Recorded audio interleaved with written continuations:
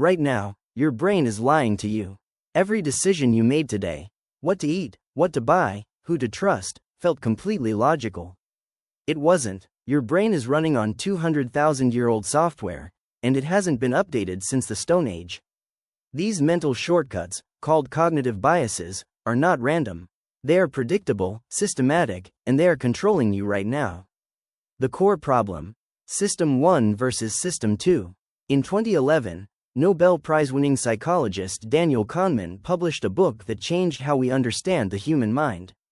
His central idea: you don't have one mind, you have two. System 1 is your autopilot. Fast, automatic, it runs in the background 24/7 without you asking it to. System 2 is your analytical brain, the one that does math, weighs decisions, and reads instruction manuals. The problem? System 2 is lazy. It takes enormous mental energy to activate, so your brain avoids it whenever possible, handing decisions over to System 1 instead. Those System 1 shortcuts are called heuristics, and when they glitch, that glitch is called a cognitive bias. Bias 1. Confirmation bias. Imagine your mind has a defense attorney living inside it. Their entire job is not to find the truth, it's to defend whatever you already believe. Confirmation bias means you unconsciously seek, remember, and favor information that already agrees with your existing beliefs. You're not looking for the truth, you're looking for validation.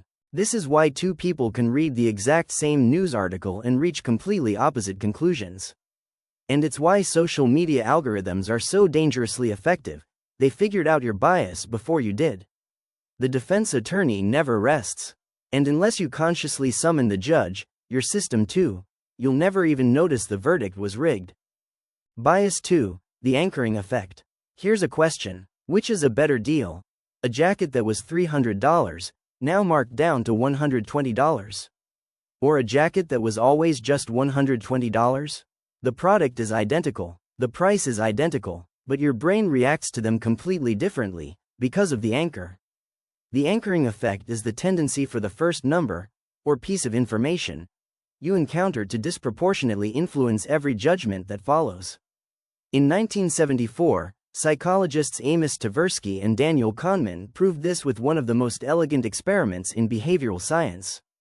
They rigged a wheel of fortune. It could only land on 10 or 65.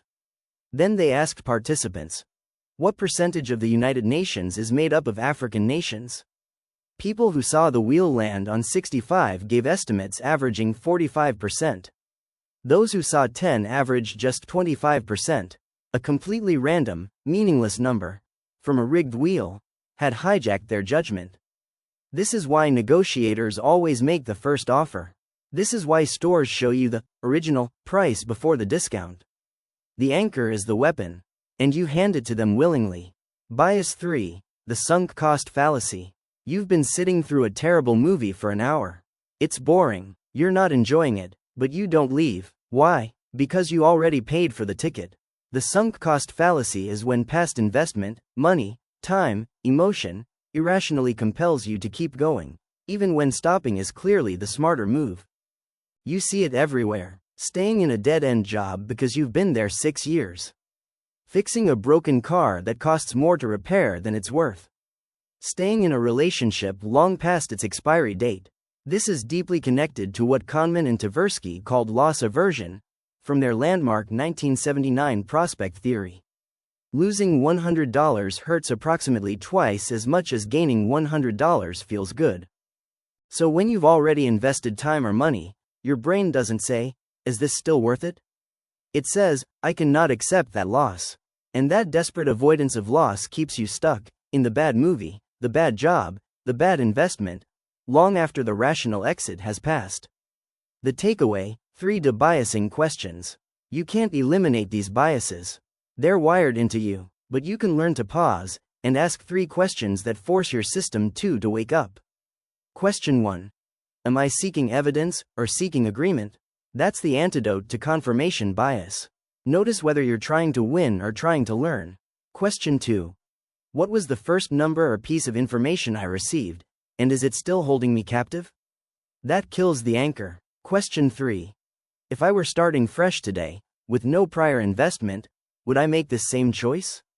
That dissolves the sunk cost. Your brain is not broken. It's just old. It was built for survival, not for navigating modern pricing tricks, social media feeds, or sunk cost traps. The most powerful thing you can do is notice. Because the moment you see the bias, it loses its grip. And for the first time, the decision is actually yours.